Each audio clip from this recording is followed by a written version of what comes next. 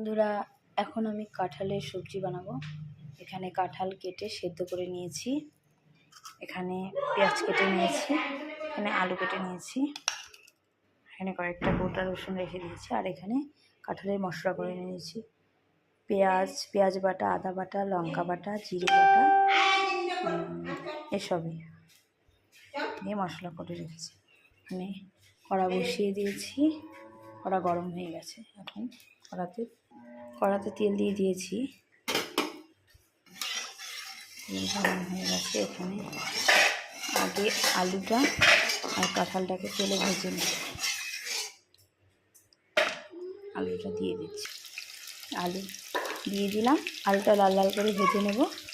আলুটা ভাজা হয়ে গেলে তারপর কাঁঠালটা ভেজে নেব। আর এখানে ছেলেকে খাওয়াচ্ছে মা।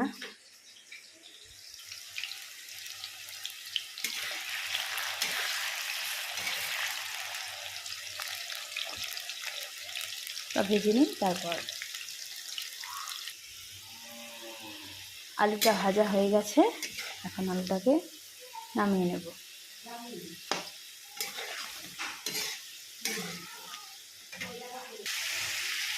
কাঁঠালটাকে দিয়ে দিলাম, সেদ্ধ করা কাঁঠালটাকে এখন একটু ভেজে নেব। ভেজে উঠিয়ে নিয়ে তারপর ফোড়ন দিয়ে মশলা ভেজে নেব। কাঁঠালটা ভাজা হোক, আমি মশলাটা পেস্ট করে নিচ্ছি। কাঁঠাল ভাজাটা প্রায় হয়ে গেছে, হালকা লাল লাল হয়ে গেছে, এখন নামিয়ে নেব।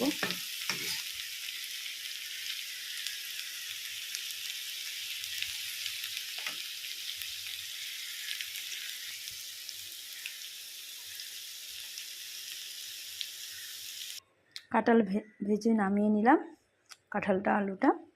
এখন এখানে দিয়ে দিলাম তেল, তারপর তেজপাতা দিয়ে দিলাম ফোড়নে, আর দিয়ে দিচ্ছি জিরে, গোটা জিরে।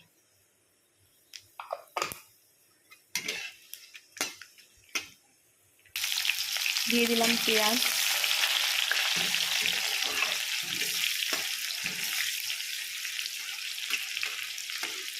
পেঁয়াজটা ভাজা হয়ে গেলে মশলাটা দিয়ে দেবো। পেঁয়াজ ভাজা হয়ে গেছে, এখন এখানে দিয়ে দিচ্ছি পেস্ট করা মশলা দিয়ে দিলাম। তারপর এখানে দিয়ে দিলাম নুন, হলুদ, আর অল্প লঙ্কা গুঁড়ো, আর সামান্য চিনি অ্যাড করে দিলাম। এখন ভালো করে মশলা